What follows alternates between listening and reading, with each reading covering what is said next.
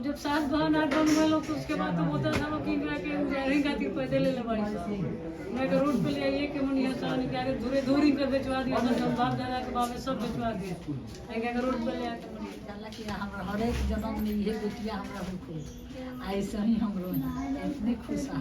पापा जी का जो भी आय होता था तो उसका 80% हम लोग के पढ़ाई पे खर्चा किए हैं और 20% में हम लोग का पालन हुआ। पापा जी अपने लिए कुछ नहीं बचा। के संघर्ष के बारे में ना जानते हैं वो एक टाइम में बस बोलता है कि किस्मत अच्छा है सबका नौकरी हो। यहाँ तक बोला कि बेटी का कमाई खाएगा। अरे हम बेटी को इतना काबिल बनाए हैं उसके बेटा का कमाई खाओ तो कोई दिक्कत नहीं, बेटी का कमाई क्या दिक्कत। अभी और ज्यादा से ज्यादा 2-4 साल तक चक्की भी चलाएंगे तो ज्यादा से ज्यादा 2-4 साल तक। हम सातों बहनों ने मिलके पापा जी के लिए 4 तला मकान बना दिया है। हम लोगों ने उतना किया जितना एक बेटा नहीं कर सकता है। जितना अगर कोई बेटा होता तो इतना नहीं कर सकता। हम लोगों ने बेटा लोग बढ़ के किया जो भी आगे जो रिलेशन हो रहे हैं उसी डिपार्टमेंट में हो रहे हैं कि उससे हमें ये नहीं है कि हमें ऐसा ही विभाग वैसा ही है। तिलक एक ऐसे किसान परिवार में है जहां उनकी 7 बेटियां हैं और आपको बता दें कि कहावत सुना ही होगा कि बेटा बड़ी भाग से पैदा होता है लेकिन बेटियां सौभाग्य से पैदा होता है। लेकिन इनका ऐसा सौभाग्य है कि 1-2 नहीं कुल 7 बेटियां हैं और 7 है ऑफिसर और बिहार और अपने पूरे देश की नाम रोशन करेंगे। सबसे पहले उस पिता को हम सलाम करना चाहेंगे जो इस बेटी को काबिल बनाए और पूरे अपने देश और राज्य के लिए सेवा में लगा दिए। सबसे पहले चाचा प्रणाम। खुश रहे। 1-2 बेटी होने के बाद लोगों को लगता है कि हमको बोझ हो गया, लेकिन आपको 1-2 नहीं कुल 7 बेटियां और 7 बेटी जो है आपको देश सेवा में लगी हुई है। कैसा महसूस होता है? ये बढ़िया कहते हैं ये कहना हो कि केंद्रों के काम करता टेलो कहना हो कि राज्यों में काम करता टेलो जिससे हमार 7 बेटी इस सेवे में लागल बनो हमार दिल खूब खुश रहला खूब हम खुश रही। माता जी आपको कैसे लग रहा है, कैसा महसूस होता है? हमरा तो जाला कि हमरा हर एक जन्म में ये बेटिया हमरा हुई ऐसे ही हमरो इतने खुश है। उस 7 बिटिया के मम्मी और पापा हैं और को बता दें कि 1-2 नहीं 7 बहनें के मात्र इकलौता भाई है। सबसे पहले जानते हैं लोग कहाँ पे तैनात और किस विभाग में है। आप कहाँ चलिए बताइए। मैं रेणु कुमारी एसएसबी असम में मैं Kumari PP Singh Bihar excise police में एएसआई के पोस्ट पर मोतिहारी में पुलिस। मैं रिंकी सिंह बिहार पुलिस कांस्टेबल रोहतास जिले में वर्तमान में कार्यरत हूँ। कुमारी प्रीति सिंह बिहार पुलिस कांस्टेबल अरवल जिला में। मैं कुमारी नन्ही सिंह जीआरपी पटना।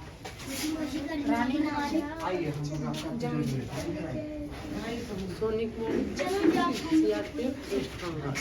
आपको 7 बहनें जो है पूरे देश पे कब्जा की हुई है। आपको ये हम क्यों कह रहे हैं कि आपको पूरा देश में राज्य से लड़के आपको पूरे देश तक में आपको जहाँ भी जाएंगे पूरे सेंट्रल में है, कोई स्टेट गवर्नमेंट में है और एक रेल यात्रा में भी है। मतलब कि आपको कहीं भी जाइएगा इन 7 बहनें आपको जरूर मुलाकात होगी।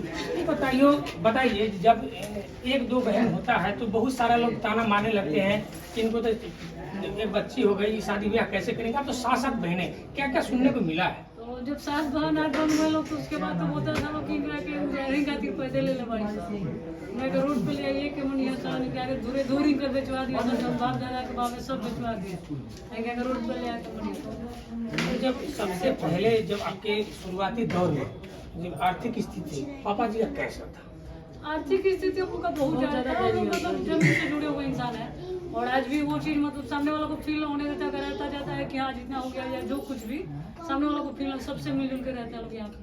बताया जाता है कि आपके पिताजी जो है आटा चक्की चलाते थे। आटा चक्की चला करके 7 बच्चियां और 1 बच्चे 8 बच्चे पालना बहुत ही कठिन होता है। उस परिस्थिति में लोग कैसे आप लोग संघर्ष? सही है। जैसे पापा जी का जो भी आय होता था तो उसका 80% हम लोग के पढ़ाई पे खर्चा किए हैं और 20% में हम लोग का पालन हुआ। पापा जी अपने लिए कुछ नहीं बचा है उस समय पता ना पापा जी के मन में ये कहाँ से था कि इन लोग को पढ़ाया जाए और पापा जी ने हम लोग को पढ़ाया और उसका नतीजा आज हम लोग यहाँ तक है।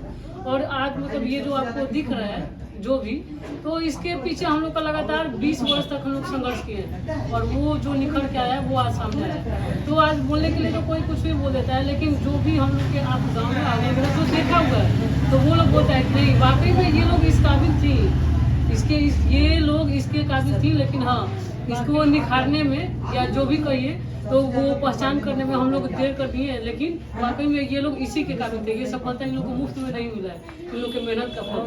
जो हम लोग के संघर्ष के बारे में ना जानता है वो एक टाइम में बस बोलता है कि किस्मत अच्छा है, सबका नौकरी होगी बस।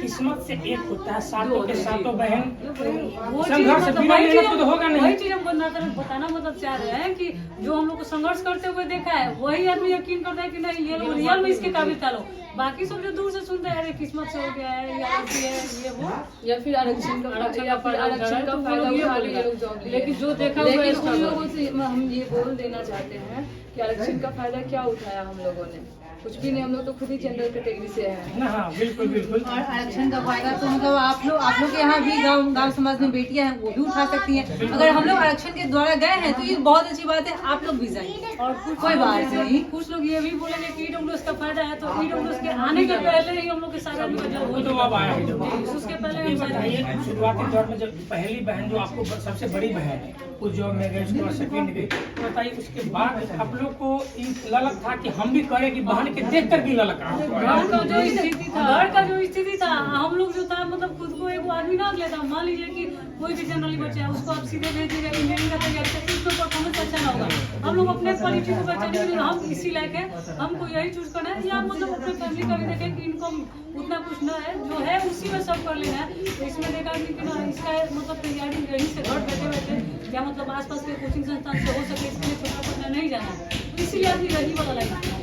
जब नौकरी हो गया तो नौकरी होने के बाद आपके पिताजी जो संघर्ष आपको लेके किए वो तो कहने के लायक नहीं है कि मैं कितना आपके लोग के प्रति किए, लेकिन जब आप लोग कमाने लगे तो बहुत सारा ताना होगा कि बच्चिया बाहर सर्विस करती है मैंने कमाती है, इसे ताना बोलता है। अभी आज भी बोलने वाला तो ये यहाँ तक बोला कि बेटी का कमाई करेगा। अरे हम बेटी को इतना काबिल बनाए हैं, उसके बेटा का कमाई खाओ तो कोई दिक्कत नहीं, बेटी का कमाई क्या दिक्कत है। तो वही मेरी माँ मतलब उन लोग को भी जवाब कि बेटी जो बेटा का कमाना मतलब खा रहा है तो ठीक है, हम अपने बेटे को उतना पढ़ाए लिखा उस काबिल बनाए कि हम उसका कमाई खा सकते। और बेटी का कमाई मेरे पापा जी क्या खाएंगे, बेटी वो तो आज भी अपने दोनों हाथों से काम करते हैं, अभी भी चक्की चलाते हैं। हम लोग जो भी करते हैं वो खुद के लिए करते हैं और फिर शादी ब्याह के बाद तो सारा चीज हम लोग में लग जाता है। पूरा जीवन जो है अपना ही चक्की चलाते हुए अपना संघर्ष करते हुए अपने सातों बच्चे और बच्चे को मैं पूरा खर्च करती हूँ। ये पिताजी के लिए आप लोगों ने अभी तक क्या देखिए कहने का मतलब ये ना कि पापा जी मुझे अभी और ज्यादा से ज्यादा 2-4 साल तक चक्की भी चलाएंगे तो ज्यादा से ज्यादा 2-4 साल तक हम सातों बहनों ने मिलके पापा जी के लिए 4 तला मकान बना दिया है। हम लोगों ने उतना किया जितना एक बेटा नहीं कर सकता है, जितना अगर कोई बेटा होता तो इतना नहीं कर सकता। हम लोगों ने बेटा सब बढ़ के किया जो हम लोगों ने मतलब वो इसलिए बना दिया कि हम लोग तो अब शादी ब्याह हो जाएगा अपना अपने घर जाएंगे, ताना देने वाले कल भी देते थे आज भी देते और कल भी देंगे, तो वो ये भी बोलेंगे कि इतना तो सब कमाई ही माँ बाप के लिए ठीक है। तो हम लोगों ने मतलब सब मिल को प्लानिंग किया कि क्यों ना कुछ ऐसा इन्वेस्ट किया जाए कि हम लोग के जाने के बाद भी पापा जी को उसका मतलब नहीं मिले। तो वही 4 तला एक जगह मकान मंगाया गया और उसका जो रेंट आएगा तो उससे पापा जी को कभी किसी के सामने हाथ ना फैलाना पड़े। मतलब दिन प्रतिदिन सरकारी नौकरी तो है नहीं कि मतलब उसका पेंशन का लाभ इनको मिलेगा, तो उससे जो इनकम होगा आय होगा उसका जो रेंट का पापा जी जब चक्की से रिटायर हो जाएंगे ना तो उसका भाड़ा पापा जी का पेंशन रहेगा। चाचा जी ये बताइए जो बच्चियों को जो आगे नहीं बढ़ाते उनके लिए आप क्या संदेश देना चाहिए? आगे नहीं पढ़ाते हैं, नहीं पढ़ाना चाहते हैं, आगे नहीं भेजना चाहते हैं तो बहुत दूर बफाई कर रहा है। अभी लोग गांव में ऐसे लोग हैं जो बच्चियों को घर से बाहर निकलने नहीं देते हैं कि बहुत सारे समाज हमको क्या बोलेगा। अरे वो एकदम घर पिछड़ा यही समझौता बाहर ना निकले दे तो मान ली वो शिक्षा कहाँ से पाई, कहाँ से यानी दौड़ धूप ना करी तो फिजिकल कहाँ से निकली, वो एकदम पीछा ये सोचता है कि हम बेटी के ना पढ़े। ये बताइए आप लोग सभी लोग कहीं न कहीं देश सेवा में फौज का कह सकते हैं, पुलिस डिपार्टमेंट में है।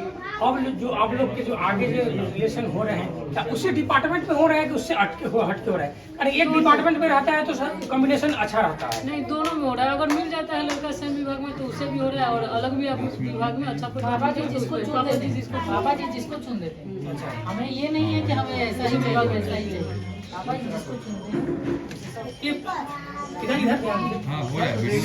सातों बहनें सर्विस में होने के बाद भी और जो देश सेवा कर रही है उसके बावजूद भी पापा जिसको जो चुन देंगे वही रहेगा, ये नहीं कि कोई अपना मर्जी से चुन ले। क्योंकि आज तक इन्होंने हम लोग को बेस्ट देते आया है और हम लोग को पूरा उम्मीद है कि जो भी ये चुनेंगे वो बेस्ट ही होगा। चलिए, हम लोग छपरा से थे और इस सातों बहने के लिए आपकी क्या प्रतिक्रिया हमके वीडियो कमेंट में जरूर दीजिएगा। धन्यवाद।